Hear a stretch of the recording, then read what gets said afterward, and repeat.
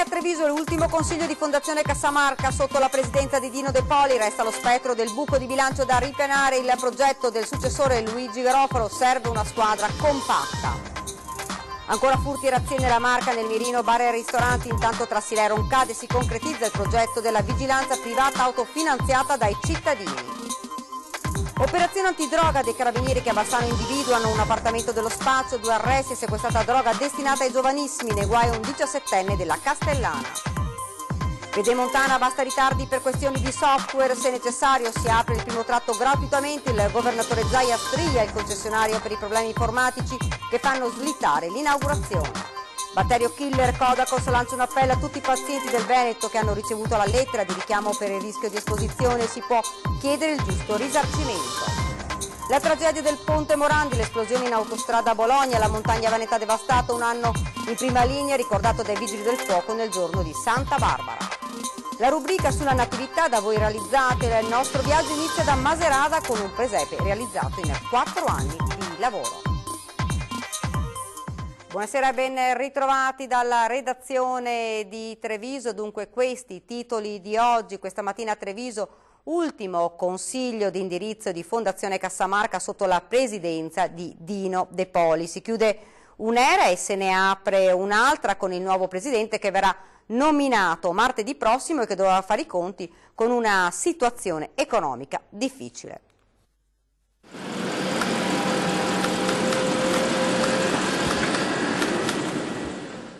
Ore 10:30, dopo un'ora di consiglio d'indirizzo, Dino De Poli se ne va a bordo di un Audi grigia. Sorride, saluta con la mano giornalisti e fotografi, ma nessuna dichiarazione da parte dell'oramai ex presidente di Fondazione Cassamarca. Dopo 26 anni si chiude così un'epoca che ha segnato una pagina importante della storia della Fondazione e dell'intera città di Treviso. La riunione era iniziata alle 9:30, un'ora di consiglio con la nomina dei 9 membri del nuovo board, ma soprattutto con i ringraziamenti di De Poli ai consiglieri che a loro volta, attraverso il professor Ulderico Bernardi, hanno salutato colui che nel 92 ha fatto nascere la Fondazione. Quando Bernardi ha parlato, un po' tutti grazie, allora si è un po' commosso. No, molto bello presidente. Un De Poli dunque commosso che dice addio alla Fondazione, che da oggi volta pagina e lo fa iniziando dalla nomina dei 9 membri del nuovo consiglio di indirizzo, 6 dei quali coincidenti con quello uscente. All'unanimità sono stati votati Ubaldo Fanton, Giovanni Squizzato, Amedeo Gerolimetto, Gianfranco Gagliardi, Piero Semenzato, Tommaso Patarnello e i nuovi nomi Giuliana Martina, Valentina Barbieri e Luigi Garofalo. Martedì prossimo, 11 dicembre, il nuovo organo si riunirà per nominare il nuovo presidente. La dirigenza che prenderà in mano Fondazione dovrà affrontare un quadro economico molto delicato. Il bilancio 2017 infatti si era chiuso con un disavanzo per 53 milioni, mentre il patrimonio netto è stato indicato in 308 milioni contro i 490 dell'anno precedente. La speranza è quella che insieme a Cassamarca si possa continuare a costruire un percorso di crescita per la nostra città, crescita in ambito culturale che vede da sempre Fondazione Cassamarca protagonista. Quindi io saluto con affetto l'avvocato De Poli, lo ringrazio per quanto fatto e do il benvenuto a chi verrà. Passiamo da una fondazione che era ritenuta la massima istituzione trevigiana, dove molto spesso istituzioni e amministrazioni andavano a baciare la pantofola, a mendicare contributi, a una fondazione che chiude questo periodo di 25 anni con non poche difficoltà. Io auguro assolutamente un buon lavoro ai nuovi amministratori. C'è da dire che De Poli nel bene e nel male ha scritto una pagina importante di storia di Treviso. Ai nuovi amministratori dico: si parta col piede giusto, si parta con una bella analisi dei bilanci di fondazione e si renda tutto pubblico, stipendi compresi. Tra i nuovi membri del Consiglio di indirizzo l'avvocato Luigi Garofalo, le cui quotazioni come successore di Dino De Poli alla guida di Fondazione Cassamarca sono sempre più in salita. Noi l'abbiamo raggiunto telefonicamente, ecco che cosa ci ha detto. Classe 1956, nato a Treviso, avvocato e docente all'Università di Padova, da oggi insieme a Valentina Barbieri e Giuliana Martina, uniche 2 donne a sedere nel Consiglio di indirizzo, Luigi Garofalo entra a far parte della nuova dirigenza di Fondazione Cassamarca, chiamata al difficile compito di risollevare le sorti dell'ente trevigiano. Sono grato per la fiducia che mi è stata accordata e in primo luogo per essere entrato nella terna del Comune di Treviso. Sono grato al sindaco che ha voluto inserirmi nella terna e al Consiglio di indirizzo e al Presidente che hanno voluto poi oggi nominarmi all'interno del Consiglio di indirizzo. Il mio impegno sarà massimo e nel contempo rigoroso. Ma Luigi Garofalo non siede solo nel Consiglio di indirizzo, sembra infatti sempre più vicino alla sua nomina a Presidente di Fondazione Cassamarca, un compito non semplice alla luce della situazione economica in cui versa l'ente. C'è la responsabilità quanto mai intensa in questo momento particolare, perché la Fondazione certamente non vive quel momento di splendore economico che l'ha caratterizzata per tanto tempo.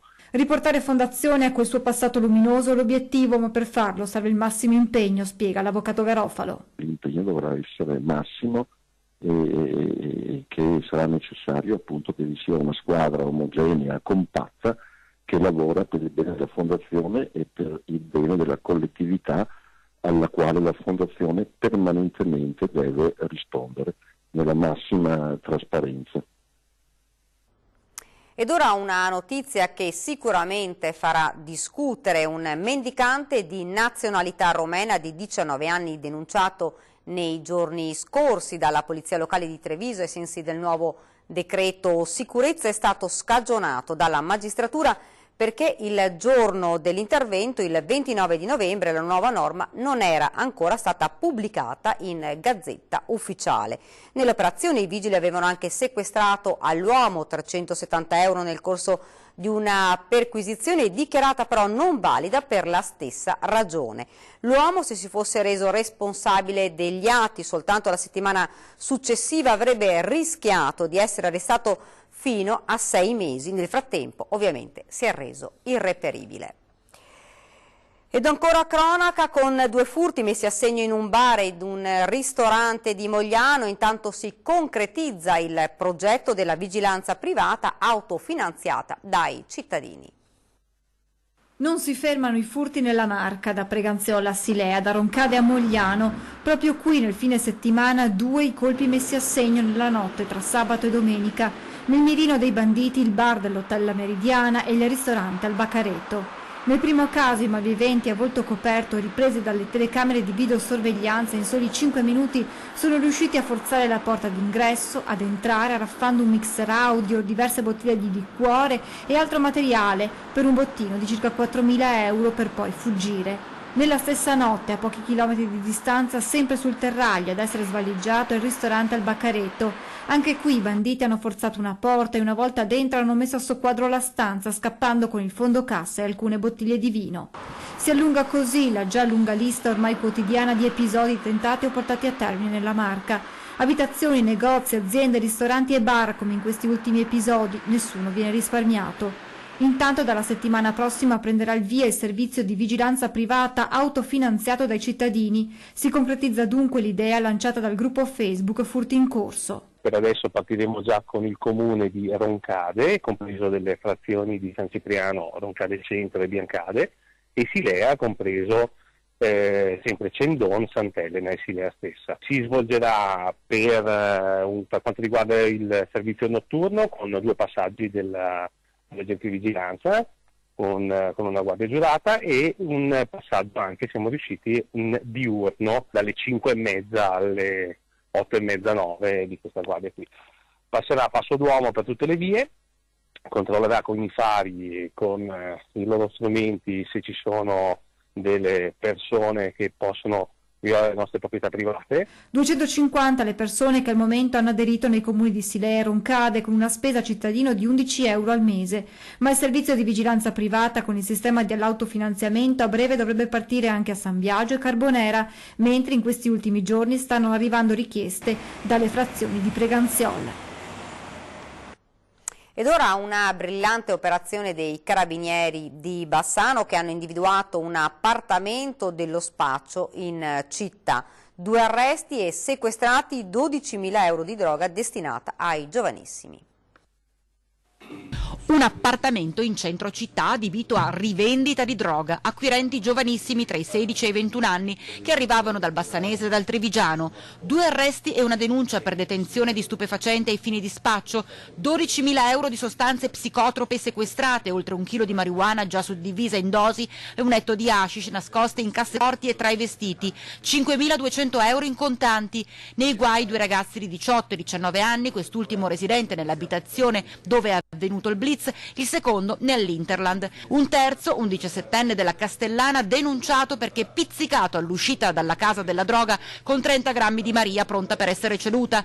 Fondamentali per i carabinieri le segnalazioni di alcuni giovanissimi che hanno indicato con precisione l'appartamento dello spaccio, cogliendo di sorpresa i 2 pusher, e proprio dagli uomini dell'arma arriva un forte appello. Specialmente i ragazzi più giovani che possono anche aiutare un loro coetaneo in difficoltà o che in quel momento sta intraprendendo una via sicuramente illegale e che lo porterà a conseguenze assolutamente negative e deprecabili per il suo futuro. Nel pomeriggio è stato convalidato l'arresto dei 2 spacciatori e per loro disposti domiciliari. Il punto sui danni alla montagna, la pedemontana veneta e gli altri temi cruciali per il Veneto è stato fatto in mattinata dal governatore Luca Zaia di fronte al Consiglio regionale, dove è iniziata la discussione sulla manovra di bilancio. Entro qualche giorno si potrà avere una stima precisa dei danni alla montagna veneta. Ad annunciarlo il governatore Luca Zaia, commissario per l'emergenza, nel presentare al Consiglio regionale la manovra di bilancio. Quanti danni abbiamo avuto? Noi calcoliamo che siano in settimana, li renderemo noti, che siano abbondantemente sopra il miliardo di euro. Abbiamo una fascia interessata di circa 100.000 ettari, che non è una roba da poco, dei quali vi posso già dare un dato verosimilmente buono: 28.000/30.000 sono rasi a suolo. Data la vastità dell'area interessata, non è stato semplice realizzare una mappatura esatta di tutte le zone colpite, che ha richiesto particolari condizioni meteo per ottenere delle immagini sufficientemente nitide dai satelliti. Abbiamo fatto questa foto e oggi sappiamo dove sono queste aree di schianto, sappiamo dove sono le briglie che sono saltate, dove sono le frane, per avere un quadro generale per poter fare una stima entro il 10 di dicembre. La richiesta di introdurre un'addizionale IRPEF regionale per sostenere la montagna, avanzata dall'opposizione, è stata respinta dalla Giunta. Noi tasse non ne mettiamo, daremo una mano al bellunese, cercheremo di recuperare la situazione, ma pensare di chiedere di applicare tasse ai veneti in questa fase decisamente no. Queste cose si fanno quando non ce la fai più, ma per ora ce la faremo e ce la facciamo. Il Fondo di solidarietà istituito dalla Regione a sostegno dell'emergenza ha raggiunto nelle scorse ore i 2 milioni di euro di donazioni, una generosità che il governatore definisce commovente. Altra voce pesante del bilancio regionale, che ammonta in totale a 17 miliardi di euro, 9 dei quali destinati alla sanità, è quella che riguarda la pedemontana veneta. Il primo tratto della nuova superstrada, annuncia Zaia, sarà inaugurato a giorni. Qualcuno potrà dire, ma lo stai dicendo da un mese, perché non lo apri? Semplicemente perché, come accade in Italia, allora c'è il concessionario che c'è un programma, un software per la gestione dei pedaggi che si rifà a un programma francese.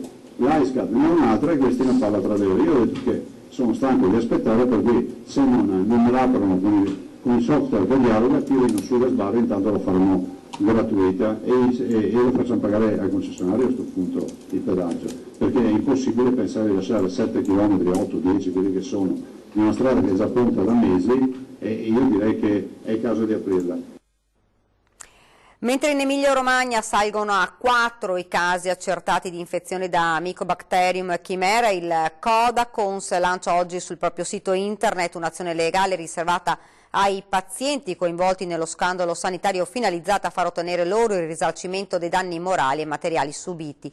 Tutti i pazienti del Veneto e dell'Emilia-Romagna sottoposti ad interventi cardiovascolari che hanno ricevuto la lettera di richiamo da parte delle 2 regioni per rischio di esposizione al micobatterio possono da oggi avviare le pratiche per tutelare i propri diritti e chiedere il giusto risarcimento anche in assenza di danni fisici e solo per i rischi sanitari corsi, spiega il Codacons, in quale gli interessati possono fornire la preadesione alle iniziative in fase di studio da parte dello staff medico legale dell'associazione e ottenere la modulistica per costituirsi parte offesa nell'inchiesta aperta dalla magistratura.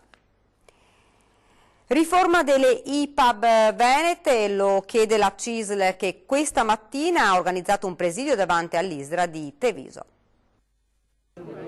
C'è bisogno della riforma delle IPAB venete attesa da ben 18 anni. Lo chiede a gran voce la CISL che questa mattina ha promosso un presidio di fronte alla sede amministrativa dell'ISRA di Treviso. L'obiettivo è quello di tutelare l'assistenza degli anziani ed il lavoro degli occupati nel settore. Oggi abbiamo deciso di rendere nota quella che è un'avvertenza che riguarda comunque i lavoratori delle case di riposo pubblico e le IPAB, ma che non si limita a una mera rivendicazione di carattere economico, ma che diventa poi una battaglia che portiamo avanti insieme alla nostra Confederazione, nonché alla categoria dei pensionati, che è la categoria che rappresenta gli utenti. Il Parlamento aveva delegato questa riforma alle regioni nel 2000, ma il Veneto risulta l'unica regione a non aver ancora legiferato. Questo immobilismo, hanno spiegato, sta provocando una lenta agonia delle 21 case di riposo pubbliche nella provincia di Treviso e delle strutture di Lamone e di Auronzo nel Bellunese. Nelle IPAB della provincia di Treviso sono impiegati 2150 lavoratori tra operatori, sociosanitari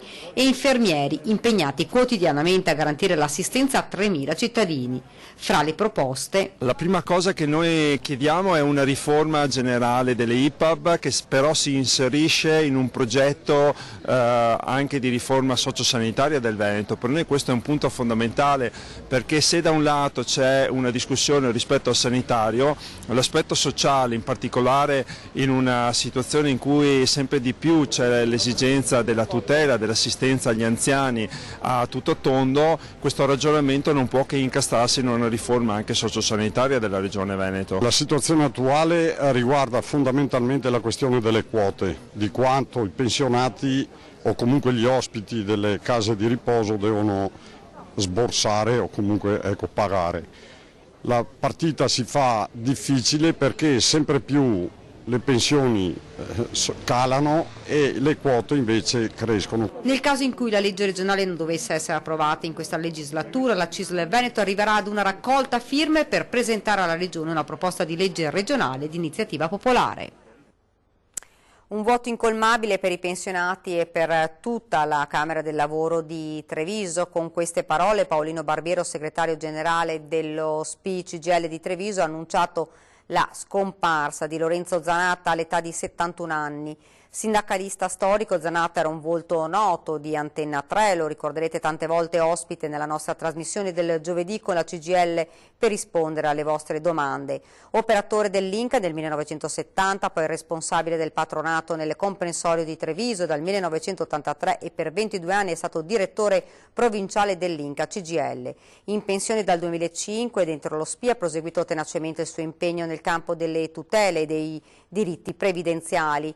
Il sindacato dei pensionati e la CGIL di Treviso, proprio per ricordarlo, venerdì 14 dicembre si fermeranno chiudendo per l'intero pomeriggio tutte le sedi della provincia nell'onorarne la figura, con una cerimonia di commemorazione programmata per le ore 15 all'auditorium di Via Dandolo a Treviso. Inoltre, assieme alla famiglia, lo SPI CGIL sta pensando di dar vita ad una fondazione in suo nome per proseguire la sua opera. Oggi Santa Barbara, patrona dei Vigili del Fuoco, cerimonia in Piazza Duomo con il tradizionale dispiegamento del tricolore.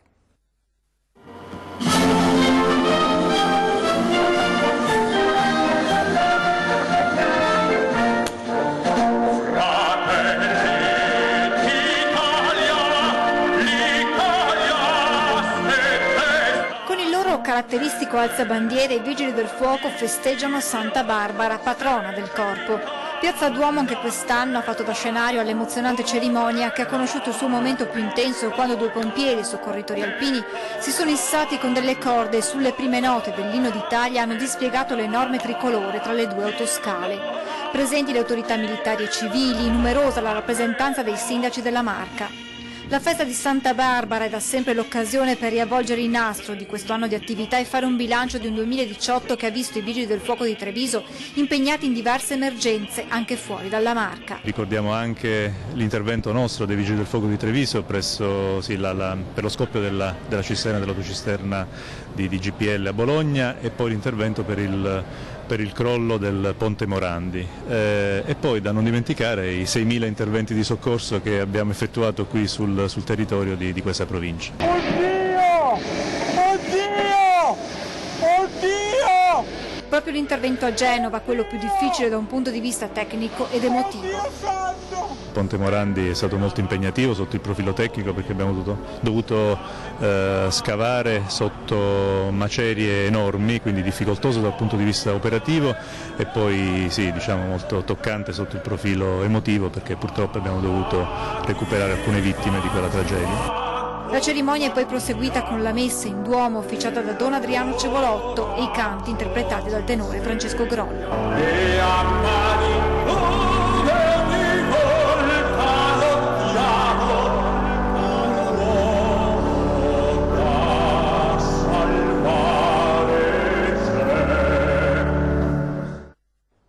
Ed ora ci fermiamo un attimo per la pubblicità.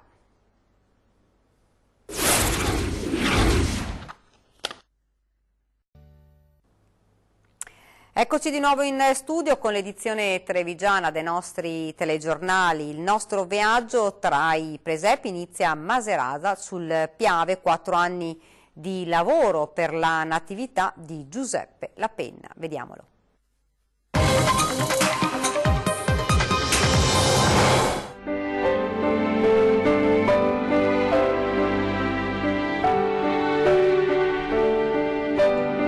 Questo presepe è un presepe di stile biblico, cioè va dall'annunciazione di Maria fino alla morte e risurrezione di Gesù. È un presepe che mi è costato quasi 4 anni di lavorazione, anche per poi sia per il materiale ma anche soprattutto anche per la ricerca delle statue che dovevano creare l'ambientazione.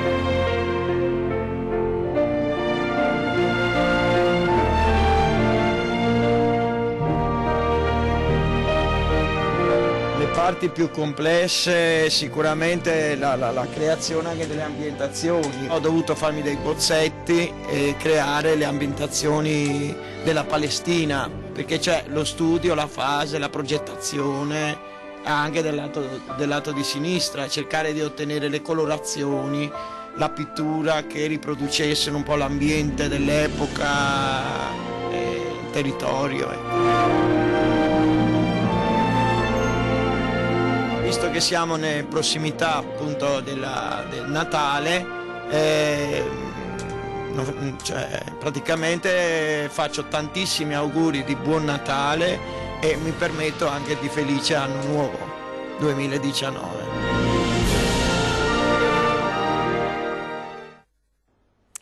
E come avete appena visto, quindi è tornata la nostra rubrica sui vostri presepi. Inviateci quindi le immagini o segnalate le vostre creazioni, le nostre telecamere verranno nelle vostre case, lo potete fare chiamando o inviandoci filmati al numero o alla mail che vedete in sovraimpressione. Prima di chiudere vi ricordo fra qualche minuto la nostra trasmissione 20:10, parleremo di migranti e decreto sicurezza con il professore Antonio Silvio Calò. Questa era l'ultima notizia, vi lascio alle nostre previsioni del tempo, grazie davvero per averci seguito e buona serata.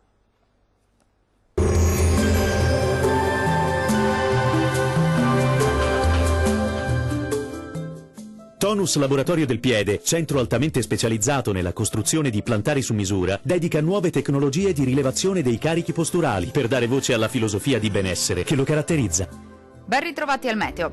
Asciutto sulle nostre regioni, ma con frequenti riduzioni della visibilità.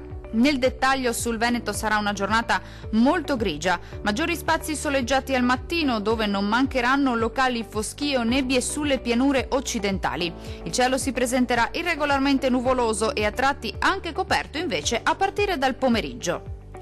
Temperature minime tra 2 e 5 gradi. Valori massimi oscillanti invece tra 9 e 12 gradi circa. Vediamo ora che tempo farà sul Friuli Venezia Giulia. Sarà una giornata all'insegna di un tempo asciutto e stabile. Sulla nostra regione infatti non sono attese precipitazioni particolarmente degne di nota.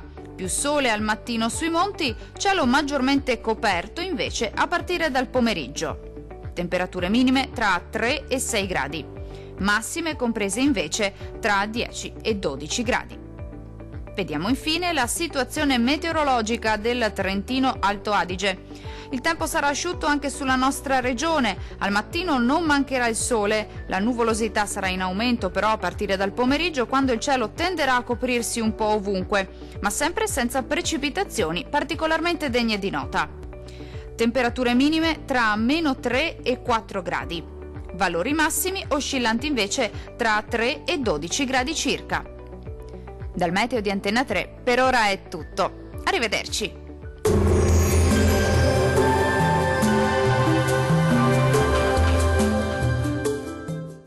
Tonus è il miglior negozio di calzature e moda comoda. Qui troverete il più vasto assortimento di calzature Fratelli Tomasi, eleganza e comodità, perché camminare è vivere.